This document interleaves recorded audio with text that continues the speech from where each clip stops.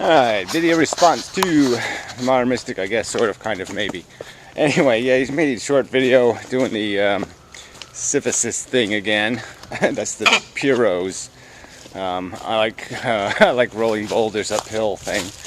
But anyway, he sort of made the point that for him, what's stupid about life is the stupidity of it. You know, just the futility. The idea that, yeah, there is nothing accomplished. You sort of, as I say, you know, you make a cake, you chase a cake. That it's not really something that already exists. It's something that we contrive. Life is a contrivance of our brain, not a necessity, not a urgency, not really a function of matter. So it really can't perform. You know, there's no performance to. There's nobody in the audience. Maybe that's the way to put it. It's kind of like doing a play for the sake of doing it, and you know, by some logic, that would be stupid. I mean, if there's no one to watch the movie, you don't make the movie. It's just stupid. Well, anyway, his point is that he still just kind of indicates that he. Well, he said he made other videos I might like better, but yeah, I mean, this idea that suffering isn't what makes that futility. Magnifies the relevance or meaning of it. And I guess that's how I would look at it. It's more like you don't add to things, you multiply. You know, the more egregious you believe the suffering to be, the more it multiplies the meaning of the futility, the weight of the futility. Because let's say if you were perfectly comfortable and you just walked around in circles forever, an eternity, but you were perfectly comfortable doing it, well, who cares? You know, knock yourself out. I mean, if there's no friction, there's nothing to fret about. It's only when there is friction, when there is some waste, that there's something to be concerned about. And I guess that might indicate your lack of urgency. I mean, you do concede that, well, yeah, the logical conclusion is it's all pointless, but you do seem less concerned, less worried, less fretted by the prospect of it going on and on and on. Where because I have the suffering multiplier, all I can imagine is it's almost, I was thinking about Van Gogh the other day, you know, just as an example of a tortured soul. You know, you go through your whole life and you just can't get anything to work right. I mean, just nothing goes right. It's just failure after failure after failure, and you know, you're just tormented by your inability to fix anything, to do anything, to satisfy anything, to constructively help anything, and you know, that's such a torment. I mean, I've had a taste of that, so for me, it's not a cartoon anymore. It's a reality. And when you think about schizophrenia, and you think about all these conditions that blight people and create true demons for them, and an existence that has just the most horrid, awful taste. You know, they're just always, you know, just in an excruciating kind of unsettledness. Yeah, I mean, I'd say, you know, it spooks the hell out of me. The idea that goes on, you know, that there is pain driving people to jump in front of a train. You know, that there is some, you know, that is so bad that you'll accept the extra misery of having to go to the trouble to throw yourself in front of a train. You're already miserable, and now you have to go through the misery of throwing yourself in front of a train, and you're only doing it because you know it'll save you some pain in the long run. But in the short run, yeah, you're going to have to face this death thing on top of everything else, just at a moment when you have no, you know, you're at your weakest, you have to do something that requires strength. And that's another horrid dilemma, that when you just want to be left alone, you don't want to be touched because your sensitivity to pain is so great, and yet you must, to achieve the long-term gain of ending it. But again, you're only ending it for one little consciousness, just one of the many pawns. You won't be the last soldier to die in a pointless war for stupid reasons. That's a dismal prospect. So when I do the math, like I said, the suffering just multiplies the futility. The futility would be irrelevant if there was no price to pay. Who cares? It'd be futile. So obviously you have to have a component of negative, you have to have a component of friction to multiply the meaning of the futility. And I guess we're just going to not agree, which I don't well, I said I don't understand. I mean, there's lots of people who don't do this projection thing as naturally.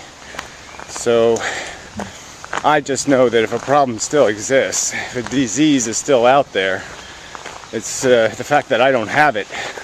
It hasn't changed its reality, hasn't changed the nastiness of its function. And so my being spared doesn't add up to much in that context. Yeah. So I guess there's some need to maybe hash this out further. It's sort of important, I think, obviously, to the subject. I mean, people do discount the spam, as you put it, the suffering, angst, whatever, blah, blah, blah. People do minimize it routinely, or at least attempt to. And this is problematic. Somebody messing in my stream, so I can't do my filming, which was my objective in coming down here, primary one. So can't video the fish while people are fishing for them.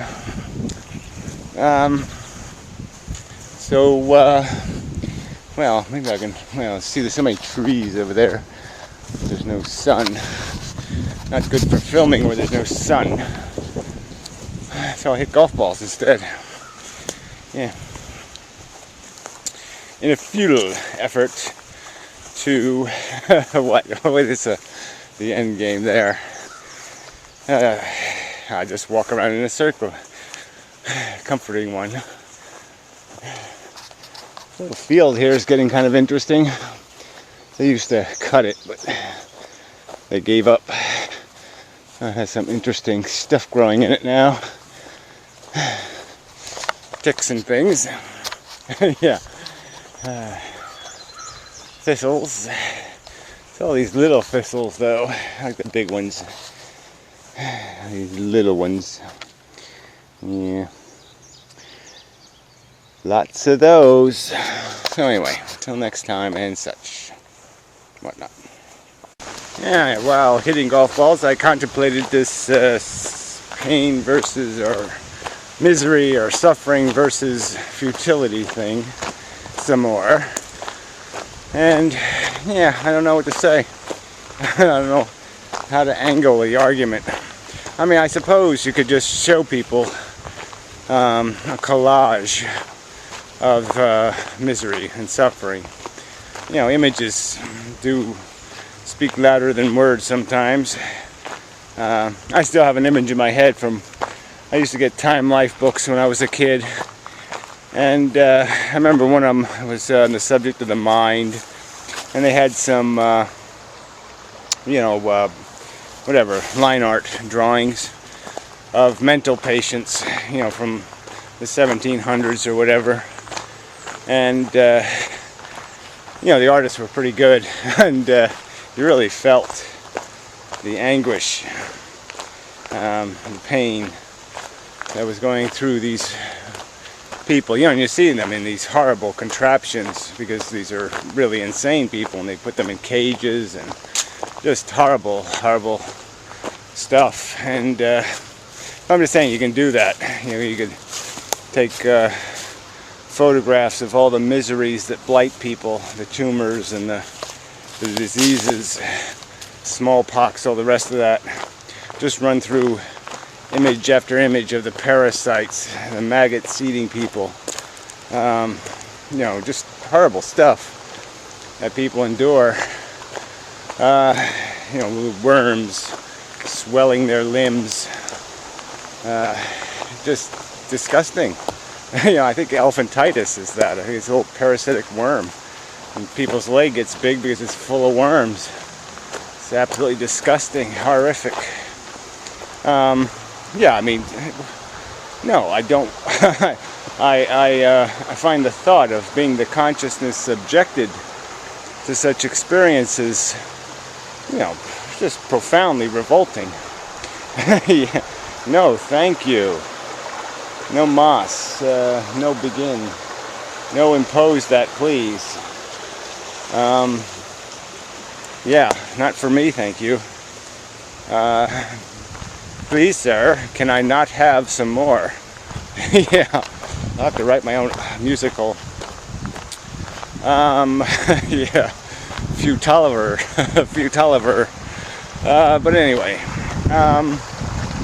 yeah, antinatalism, the musical. That'd be pretty funny. But anyway, it doesn't, you know, why go there now? I have so many other projects, working on so many things. Trip to Pluto, all that kind of stuff. Lots of things in the works. Anyway, sorry, looking at the stream. Trying to find a good place for whatever. But I don't even want to, I'm tired. Yeah, but I need fish pictures. Alright, anyway, it doesn't matter. Yeah, that's enough. Yeah, I'll see if I think of anything else to add. But I mean, I think you have to get to people through the pain one. The futility one, they're going to get it, but that's sort of you need a brain to figure out the futility thing. You got to think about it. You got to have perspective. There's even people who understand evolution, all that kind of stuff. They even have a hard time getting past the idea that, but I like it, but I like it, but I like it. You know, and they can't really see that, you know, their liking is just a projection inside their head created by the fact that they're addicted. They're addicted. They're addicted. You know, the form and shape of the thing being chased is irrelevant. The mechanism is a brain that creates the need to chase. And yeah, you have to see that one, and you can't see that. You can't feel your way to that truth. You have to think your way to that truth. So it's the futility argument, I think, is the harder argument to make. The imposing risk argument, I think, is the one that has weight, because people know they're afraid. You know, they know they wouldn't want certain things to happen to them, and they just can't escape the logic that if they sanction the game, they're sanctioning it happening to them. It could have, and maybe they might even realize it should have if they're going to defend the game. Yeah, alright, that's probably enough. So till next time and such, some more. Yeah, it's just a very loud crow overhead. It reminded me of birds, which remind me of Karina and her bird. It reminded me of insects, which reminded me, you know, before I made some videos with some European something other wasps in it, and it's just kind of funny. They've been sort of nesting under this one shelf in the backyard for a long time, years, and they've never been disturbed. And but a bird of some kind, probably a woodpecker, but they're pretty aggressive, just ripped everything to pieces. I mean, tore all the nest to pieces, and it just but yeah, speaking of futility, it's just kind of bizarre. I mean, even the futility of me going to videotape them throughout the summer, and the progressing of their little whatever you call them, grubs, you know, and all of that stuff. So that was futile. Obviously for the wasps it was all for nothing. All that nest building, all that meticulous work, just wiped out in about 3 minutes probably. Yeah, I mean, life is built on that framework. And so I suppose futility can be made quite obvious. You know, it can be an effective argument when you just realize that, yeah, you know, you can spend your life writing or composing something brilliant, and you can be just a few days from getting it right, just a few days from putting it all together, 10 years worth of work, and you know, you get hit by a car. The end. It's like that with that Curie guy. I think he got wiped out right in his prime. You know, just when he was going to get a new shiny laboratory and all that kind of crap, and yeah, it gets like hit by a stagecoach or something. But he probably would have died of cancer anyway. But anyway, yeah. But yeah, what's the point? All this effort and worry and angst, you know, just the years and years of it, you know, just end up nothing. Yeah, a memory for a while. Somebody will remember you. Whoop-de-doo. Not that I'm discounting that. It's nice, a friendly thing to do, remember somebody. But yeah, it just doesn't go anywhere. It all just kind of falls into nothing. And you're just a name if you're lucky. Your name might be uttered 100 years into the future. Like that's going to do anybody any good. I mean, yeah, the words will be important. What we give each other, what we give the future, in terms of a phrase or a sentence or an idea. Sure, that's going to be good. But the game is still the same. Bake a cake, chase a cake. That's it. It's just nothing here. So anyway, that's enough again, I think. Arm is tired. Alright, till next time. And such.